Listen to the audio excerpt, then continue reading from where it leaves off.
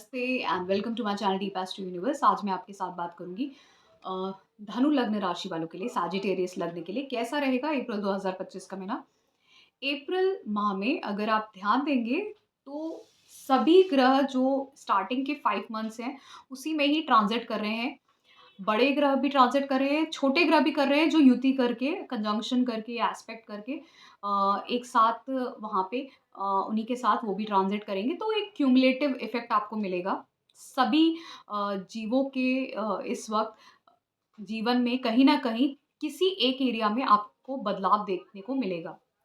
अब स्टार्ट करें तो पहले आपको आपकी महादशांतर प्रत्यंतर पता होना चाहिए कि किन ग्रहों की वजह से आपको किस तरह का रिज़ल्ट मिलेगा। फिर ये जो ग्रहों का जो ट्रांज़िट है, अब अप्रैल माह में शुक्रदेव वक्री हैं और फिर 11 अप्रैल को मार्गी हो जाएँगे। बुधदेव वक्री हैं, 7 अप्रैल को मार्गी हो जाएँगे, राहु देव के साथ हैं। अब ये आपके चौथे भाव में हैं। शुक्रदेव उच्च के हैं, साथ में जो बुधदेव है नीच हैं, तो नीच भंग राजयोग बन रहा है यहाँ पे।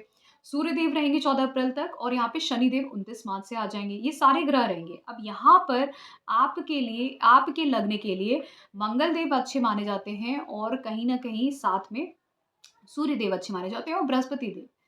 तो ये 3 ग्रहों के अलावा जो ग्रह हैं वो कहीं न कहीं कुछ फंक्शनल मेलेफिक हैं। अब जैसे शुक्र देव, बुध देव, राहु देव मिलके और साथ में शनि देव भी रहेंगे, तो ये कहीं न कहीं आपको मिक्स्ड रिज़ल्ट देंगे, ठीक है? आपके चौथे भाव के लिए। और सूर्य देव उनके साथ कुछ अच्छा रिज़ल्ट देंगे। अब जैसे सूर्य देव के लिए मैं बात करूँ, तो हो सकता है आपको पिता का सहयोग मिल सकता है प्रॉपर्टी बाय करने में, व्हीकल बाय करने में या रेनोवेशन करवाने में। बहुत सारे लोगों को वर्क फ्रॉम होम की अपॉर्च्युनिटी मिल सकती है, बहुत सारे लोगों का। बहुत सारे लोग इस वक़्त कोई अपनी सिटी से रहते हुए, घर से रहते हुए कोई बिज़नेस या नया कार्य शुरू कर सकते हैं। बहुत सारे लोगों की शादी के यहाँ पे चांसेस बनते हैं। इस समय में क्योंकि मंगल देव इस वक़्त नीच के हैं, जो आपके पंचम भाव फंक्शनल बेनिफिक माने जाएँगे, वो आपके अष्टम भाव में 8th हाउस में। तो यहाँ पे अगर आपका लव रिलेशनशिप है, तो वहाँ पे डिस्टर्बेंस हो सकता है। आपका कोई हिडन रिलेशनशिप भी स्टार्ट हो सकता है क्योंकि दृष्टि जो है राहु देव, शुक्र देव, बुध देव की यहाँ पर मंगल देव पे रहेगी जो अष्टम भाव। तो आपका कोई रिलेशनशिप हिडन रिलेशनशिप शुरू हो सकता है जो किसी को ना पता हो। तो एक्स्ट्रा मैरिटल अफेयर हो सकता है यहाँ पे भी। तो जो मैरिड हैं उनके लिए प्रॉब्लम हो सकता है, लेकिन जो अनमैरिड हैं उनके लिए फिर भी ठीक है। पर कुछ लोगों का यहाँ पे जो अगर रिलेशनशिप पहले से चल रहा होगा, वहाँ पे डिस्टर्बेंस आ जाएगा, ठीक है?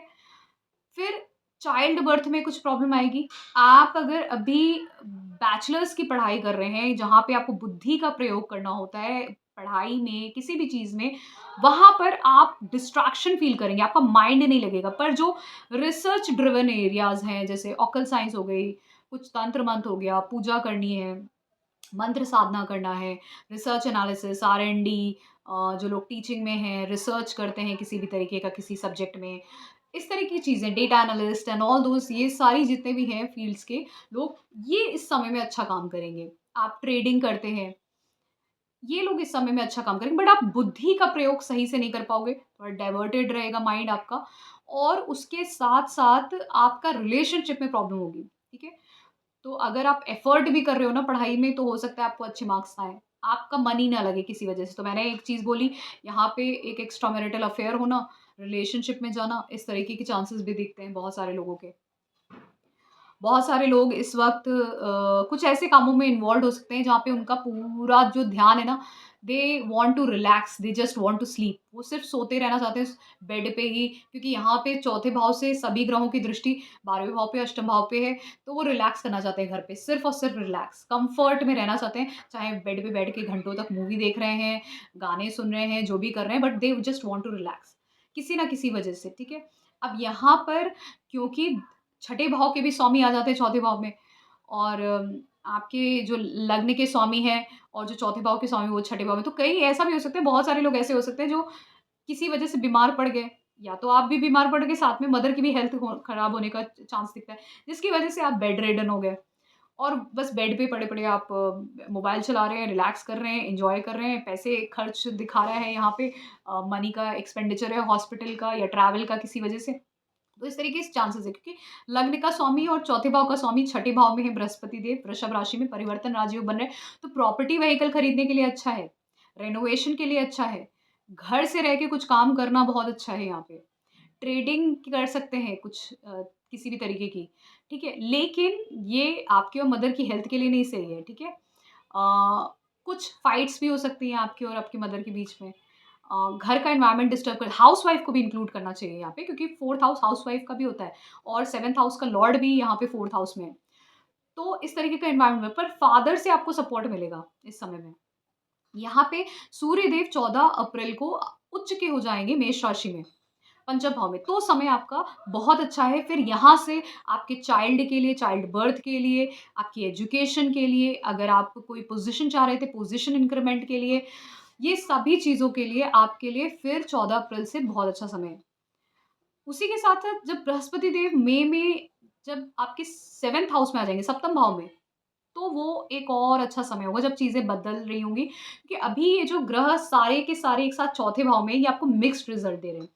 घर का एक्सपेंशन, प्रॉपर्टी व्हीकल का एक्सपेंशन, घर से रह के आप काम करना, बिज़नेस करना, ये सारी चीज़ें हो रही हैं। पर आपकी हेल्थ डिस्टर्ब हो रही है, आपकी मदर की हेल्थ डिस्टर्ब हो रही है, घर का एनवायरनमेंट थोड़ा-सा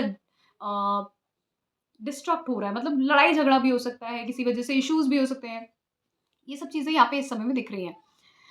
उसके अलावा क्योंकि ये दृष्टि दसम भाव पे डायरेक्टली है, तो कहीं न कहीं आप, और केतु देव है वहाँ पे, तो कहीं न कहीं आप बैलेंस नहीं बना पा रहे हो अपने होम लाइफ़ में, अपने जो इनर पीस है और वर्क लाइफ़ में, दोनों के बीच में बैलेंस नहीं बन रहा है। वहाँ पे अभी पूरा फ़ोकस आपका खुद के घर की लाइफ़ में है, ठीक है? होम लाइफ़ पे है।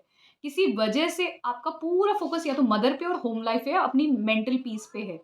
और आप अपने करियर को फ़ोकस नहीं कर पा रहे हो। बट अभी करियर पे भी आपका पूरा फ़ोकस जाएगा, वर्कलोड बढ़ेगा, क्योंकि जब शनि देव की दृष्टि आएगी यहाँ से छठे भाव पे पूरी तरीके से आने लगेगी, उसका कंट्रोल मिलेगा और दसम भाव पे, तो आपकी रिस्पॉन्सिबिलिटीज़ ओवरऑल बढ़ेंगी। क कार्य क्षेत्र में बढ़ेगी, मदर को लेके, अपने घर को लेके सारी आप बहुत रिस्पॉन्सिबल हो जाओगे इस टाइम पीरियड में, इन 2.5 साल में, ठीक है?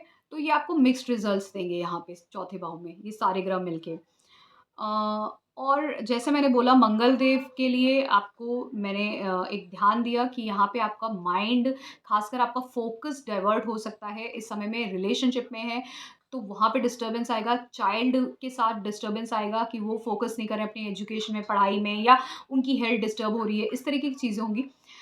नहीं तो कुछ लोग एक्स्ट्रा मैरिटल अफ़ेयर या फिर हिडन रिलेशनशिप की तरफ जाना, या फिर नया रिलेशनशिप शुरू होना, चाहे आप मैरिड हो या ना हो, इस तरह के चांसेस दिखते हैं। आगे जाके आपके लिए शादी के भी योग बनेगा, लेकिन खासकर मई एंड से। तो वो टाइम पीरियड अलग होगा, बट आपके लिए खासकर समय मई से बहुत अच्छा है। मई के बाद से सीधे आप जब देखेंगे तो प्रोग्रेस, जब एक्वेरियस में कुंभ राशि में जाएँगे राहु देव और केतु देव आपके नवम भाव में, तब वहाँ पे चीज़ें आपके लिए काफ़ी अच्छी हो जाएँगी।